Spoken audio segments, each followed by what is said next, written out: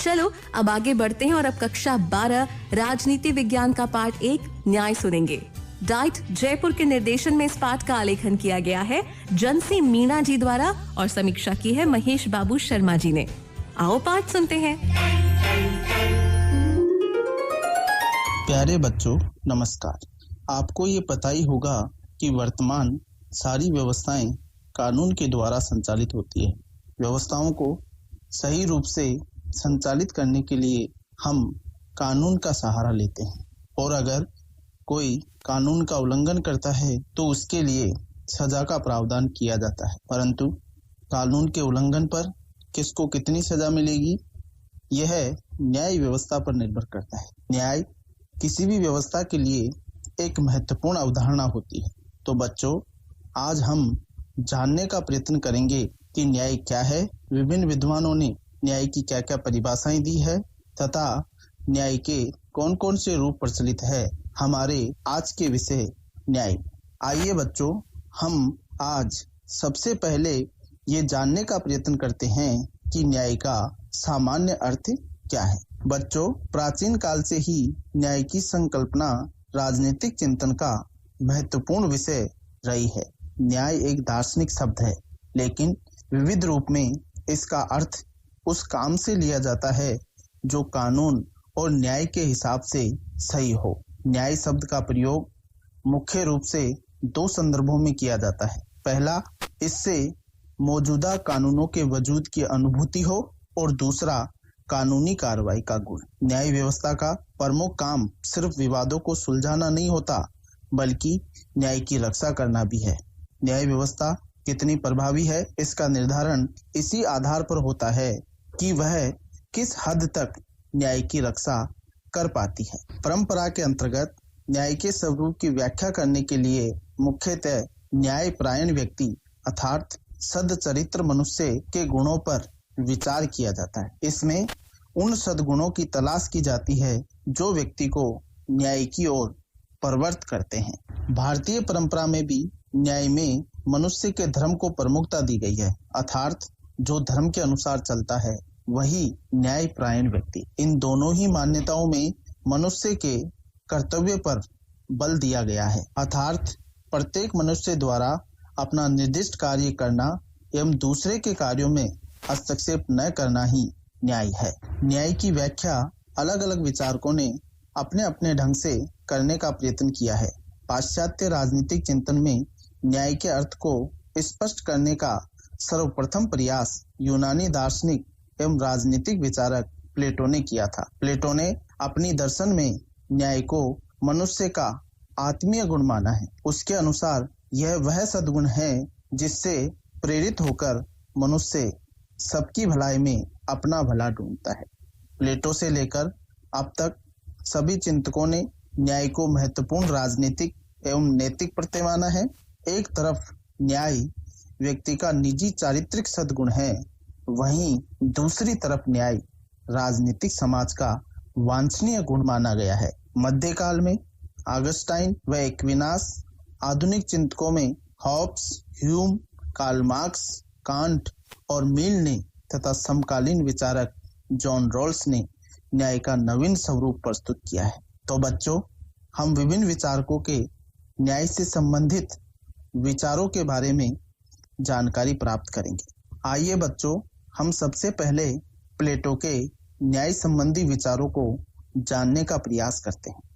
प्लेटो का न्याय से तात्पर्य है प्रत्येक व्यक्ति द्वारा अपना निर्दिष्ट कार्य करना और दूसरों के कार्यों में हस्तक्षेप न करना। प्लेटो ने न्याय को एक मौलिक सद्गुण मानते हुए कहा है कि वह हम सभी अपेक्षित हितों को साधने में सहायक बने।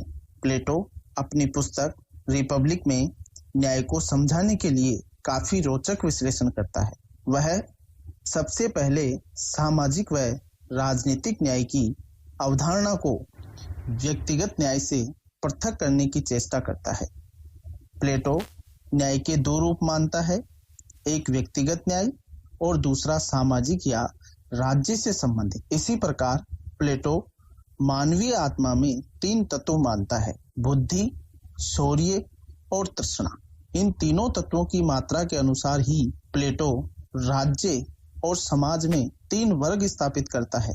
पहला वर्ग जिसमें बुद्धि का अंश सर्वाधिक होता है उसे शासक वर्ग, दूसरा जिसमें शौर्य और साहस तत्व का अंश सर्वाधिक पाया जाता है उसे सैनिक या रक्षक वर्ग, और तीसरा जिसमें इंद्रिय तृष्णा व इच्छा तत्व की अधिकता पाई जाती है उसे उत्पादक व सहायक वर्ग माना जाता है। प्लेटो न्याय को आत्मा का मानवीय सद्गुण मानता है। प्लेटो के अनुसार प्रत्येक व्यक्ति को वही कार्य करना चाहिए जिसके लिए वह प्राकृतिक रूप से सर्वाधिक समर्थ व उपयुक्त है। इसी तरह राज्य के तीनों वर्गों शासक, सैनिक, उत्पादक को भी अपने अपने निर्दिष्ट कार्य क्षेत्र की परिधि में ही कार्य करना चाहिए। दूसरों के कार्यों में अनावश्यक हस्तक्षेप को प्लेटो व्यक्ति व राज्य दोनों के लिए अनिष्टकारी मानता है। प्लेटो के अनुसार व्यक्ति को अपनी योग्यता व क्षमता के अनुरूप आचरण करना चाहिए और दूसरों के कार्य में हस्तक्षेप नहीं करना चाहिए। इसी प्रवृत्ति को प्लेटो न्याय की संज्ञा देता है। आइए बच्चों, हम अरस्तु के न्याय संबंधी विचार जानने का प्रयास करते हैं। प्लेटो के शिष्य अरस्तु के अनुसार न्याय का सरोकार मानवीय संबंधों के नियमन से है। अरस्तु का विश्वास था कि लोगों के मन में न्याय के बारे में एक जैसी धारणा के कारण ही राज्य अस्तित्व में आता है। इस मानकीय धारणा के रूप में न्याय समग्र सात्विकता को प्रतिबिंबित करता है। अरस्तु ने प्रयोग क्षेत्र के आधार पर न्याय के 2 रूप प्रस्तुत किए हैं। पहला वितरणात्मक न्याय और दूसरा सुधारात्मक। अरस्तु के अनुसार वितरणात्मक न्याय शक्ति एवं संरक्षण का वितरण व्यक्ति की योग्यता व योगदान के अनुरूप करने की बात करता है। वह अनुपातिक समानता का पक्षधर है। और सुधारात्मक न्याय में अरस्तु बताता है कि राज्य का उत्तरदायित्व है कि वह व्यक्ति के जीवन, संपत्ति, सम्मान और स्वतंत्रता की रक्षा करे। इस प्रकार अरस्तु वितरणात्मक न्याय से प्राप्त मनुष्य के अधिकारों की रक्षा के लिए राज्य द्वारा की गई व्यवस्था को सुधारात्मक न्याय की संज्ञा देता है। आइए बच्चों, हम मध्यकाल में न्याय संबंधी विचारों को जानने का प्रयास करते हैं। मध्यकाल में संत ऑगस्टाइन अपने ईश्वरीय राज्य के सिद्धांत को प्रतिपादित करने में न्याय को इसका महत्वपूर्ण व अपरिहार्य तत्व माना है। संत ऑगस्टाइन ने अपनी रचना द सिटी ऑफ गॉड में लिखते हैं कि जिन राज्यों में न्याय विद्यमान नहीं है वे केवल चोर उचक्कों की खरीद फरोख्त है। संत ऑगस्टाइन व्यक्ति द्वारा ईश्वरीय राज्य के प्रति कर्तव्य पालन को ही न्याय मानते हैं। मध्यकाल में थॉमस एक्विनास ने न्याय के बारे में कहा, न्याय एक व्यवस्थित और अनुशासित जीवन व्यतीत करने तथा उन कर्तव्यों का पालन करने में निहित है जिनकी व्यवस्था मांग करती है। थॉमस एक्विनास समानता को न्याय का मौलिक तत्व मानते हैं। आइए बच्चों, हम आधुनिक काल में न्याय संबंधी धारणा के बारे में जानने का प्रयास करते हैं। आधुनिक युग में डेविड ह्यूम ने यह व्यक्त किया कि न्याय का अर्थ नियमों की पालना मात्र है, क्योंकि अनुभव से यह सिद्ध हो चुका है कि यह नियम सर्वहित का आधार है। अतः सर्वहित या सार्वजनिक उपयोगिता को न्याय का एकमात्र स्रोत होना चाहिए। आधुनिक काल के विद्वान जेरेमी बेंथम ने कानून को अधिकतम लोगों का अधिकतम सुख की संज्ञा दी है। जॉन स्टुअर्ट मिल जैसे विद्वानों ने न्याय को सामाजिक उपयोगिता का सबसे महत्वपूर्ण तत्व मानते हुए ये तर्क दिया है कि मनुष्य अपने लिए सुरक्षा की कामना करते हैं, इसलिए वे ऐसे नैतिक नियम स्वीकार कर लेते हैं जिनमें दूसरे भी वैसे ही सुरक्षा अनुभव कर सके। अतः उपयोगिता ही न्याय का मूल मंत्र है। आइए बच्चों, हम आधुनिक काल के विचारक जॉन रॉल्स के न्याय संबंधी विचारों को जानने का प्रयास करते हैं। जॉन रॉल्स ने अपनी पुस्तक ए थ्योरी ऑफ जस्टिस में आधुनिक परिप्रेक्ष्य में सामाजिक न्याय का विश्लेषण किया है। जॉन रॉल्स संवैधानिक लोकतंत्र में न्याय के दो मौलिक नैतिक सिद्धांतों की प्रतिस्थापना करते हैं। सबसे पहला है अधिकतम स्वतंत्रता स्वयं स्वतंत्रता की सुरक्षा के लिए आवश्यक है। इस सिद्धांत के अंतर्गत प्रत्येक व्यक्ति को व्यापक स्वतंत्रता प्राप्त होती है जो उस जैसे अन्य व्यक्तियों को भी उपलब्ध रहती है। और दूसरा है व्यक्ति व राज्य द्वारा ऐसी सामाजिक व आर्थिक स्थितियां स्थापित की जाती हो जो सबके लिए कल्याणकारी हो।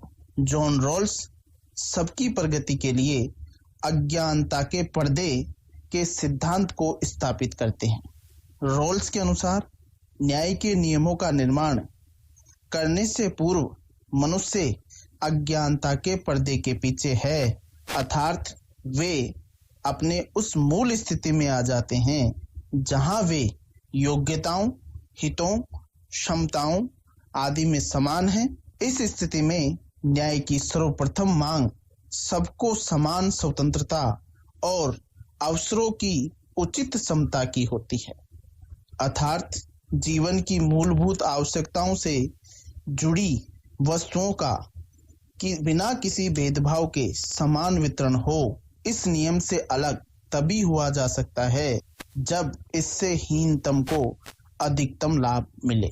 आइए बच्चों, हम भारतीय राजनीति चिंतन में न्याय के बारे में जानने का प्रयास करते। प्राचीन भारतीय राजनीतिक व सामाजिक चिंतन में विद्यमान धर्म की धारणा व्यक्ति को समाज में उसके नियत स्थान व कर्तव्यों का ज्ञान कराती है। ये अवधारणा तत्कालीन सामाजिक व्यवस्था में सामंजस्य स्थापित करने का मूल मंत्र है। स्वधर्म का भाव व्यक्ति को उसके कर्तव्यों का बोध कराता है। मनु, कौटिल्य, बृहस्पति, शुक्र, भारद्वाज, विदुर, सोमदेव ने राज्य व्यवस्था में न्याय को महत्वपूर्ण स्थान प्रदान किया है।